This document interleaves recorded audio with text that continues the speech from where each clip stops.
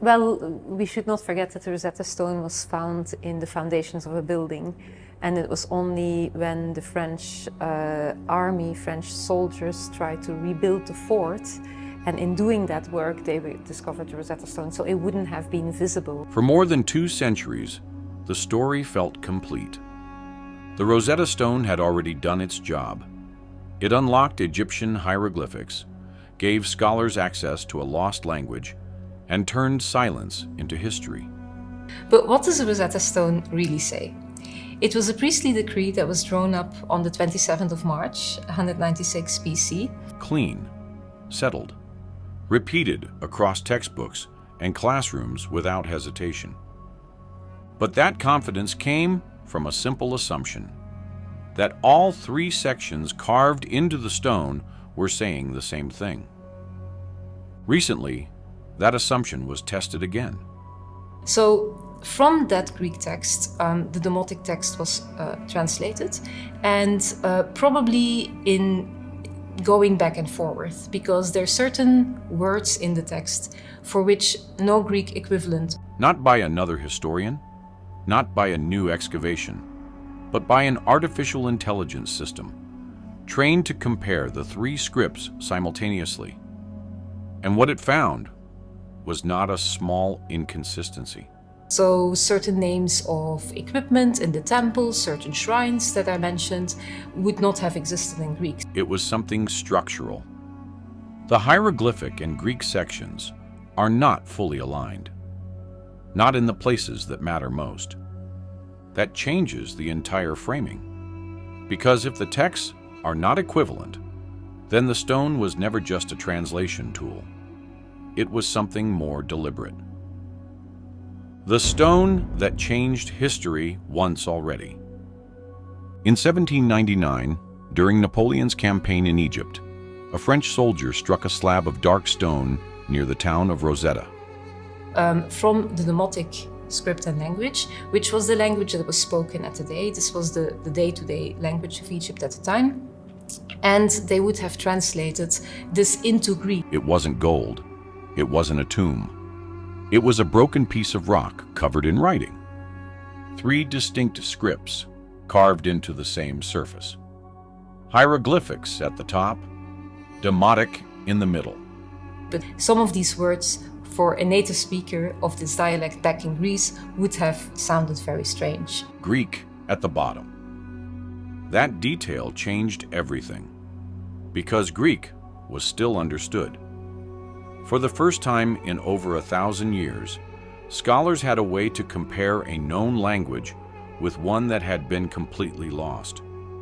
From that Greek and Demotic version, then the hieroglyphic version would have been composed, which is an extra step, which causes extra difficulties because hieroglyphs was not really used anymore. That comparison became the breakthrough, leading to the eventual decoding of hieroglyphics and reopening thousands of years of Egyptian history. The stone became a key, and once the door was opened, we find in hieroglyphs would have been a language that was suitable for ritual purposes, for ceremonial events. Most people assumed there was nothing left to unlock. A language that disappeared completely. Before the Rosetta Stone, hieroglyphics were not just poorly understood. They were completely unreadable. For centuries, people stood before temples covered in symbols they couldn't interpret. The last known person who could read the script lived around 394 AD. After that, the knowledge disappeared entirely. Scholars created theories that felt convincing but were wrong. Many believed the symbols were purely symbolic, representing ideas rather than sounds. The truth was more complex. Hieroglyphics combined phonetic sounds with symbolic meaning. Without a reference point, the system was impossible to decode. That is what the Rosetta Stone provided. A bridge. But that bridge may not have been as straightforward as it first appeared. 3 scripts, 1 assumption. When scholars finally translated the stone, the conclusion seemed almost disappointing. The text turned out to be a decree issued in 196 BC, honoring a young pharaoh, describing tax relief, temple donations, and ceremonial decisions. Administrative language, routine. Because of that, the assumption hardened. All three scripts were simply versions of the same message.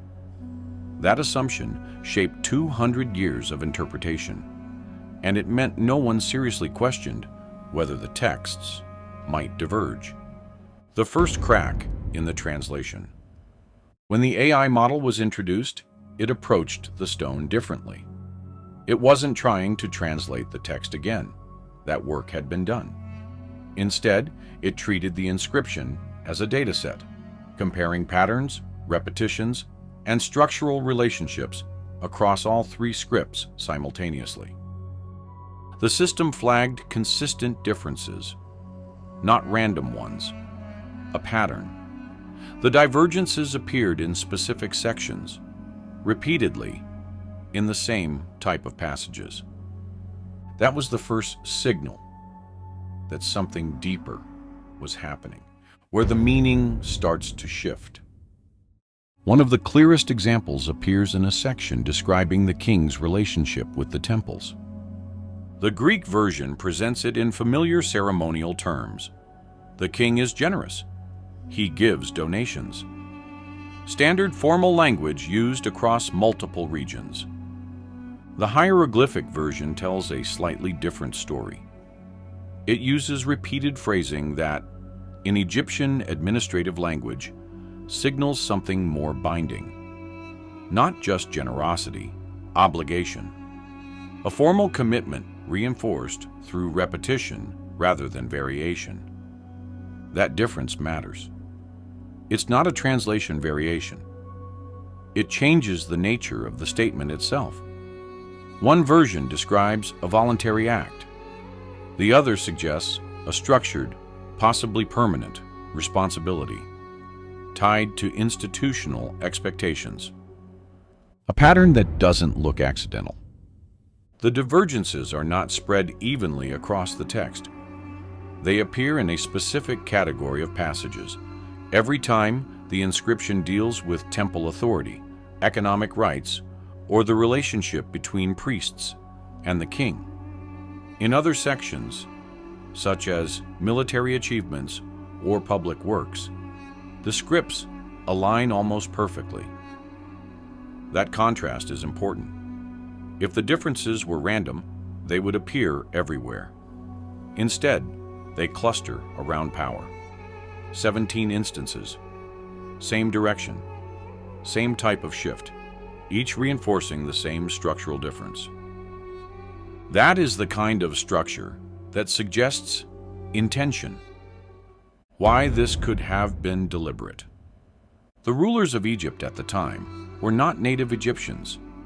They were Greek-speaking descendants of a Macedonian general trying to maintain control over a society with deeply rooted traditions and authority structures. The priesthood held enormous influence, controlling temples, land, and economic systems. Their support was essential, not symbolic. Now consider the structure of the stone. Greek at the bottom, readable by administrators and officials. Hieroglyphics at the top, accessible primarily to the priestly class. If the messages differ slightly, each audience receives a version tailored to them, without contradiction on the surface. Publicly, the king appears generous. Privately, he is bound by obligations that strengthen the temples and limit his flexibility. Not one message. 2. The pushback from scholars. Not everyone agrees with this interpretation. Some Egyptologists argue that repetition in hieroglyphic texts is stylistic, a rhetorical feature rather than a legal signal. Without a larger data set of comparable inscriptions from the same period, firm conclusions are difficult to draw. There is also a broader concern about methodology. AI systems are designed to find patterns. That doesn't always mean the patterns are meaningful. But even critics acknowledge something important. The features identified by the model are real. The phrase clusters exist. The divergences are present. The disagreement is not about whether they are there. It is about what they mean. What changes if this holds true? If the interpretation is confirmed, the implications go far beyond one artifact. It would suggest that ancient official texts were not always straightforward, that layered communication was embedded directly into inscriptions, with different audiences meant to extract different meanings from the same document. Other inscriptions from the same period would need re-examination. Established translations could require revision. It also changes how we view the scribes, not just record keepers, but shapers of information, structuring language so that multiple interpretations could coexist without conflict. A stone that was never just a key. For 200 years, the Rosetta Stone has been described as a key, a tool that unlocked a lost language. That description is still accurate, but it may be incomplete, because the same object that helped decode Egyptian writing might itself contain a more complex message than anyone expected. Not hidden dramatically, not buried in symbols, but layered, structured, designed to operate differently depending on who was reading it. It is no longer just something that gave answers. It becomes something that still holds questions. The question that changes everything. The most important question is also the simplest. Are all three versions actually saying the same thing? For 2 centuries, the answer was assumed to be yes. Now, for the first time, that answer is uncertain. And if that uncertainty holds, then the Rosetta Stone was never fully understood. Not in 1822, not in the decades that followed, not even now. That realization doesn't close the story. It opens it again.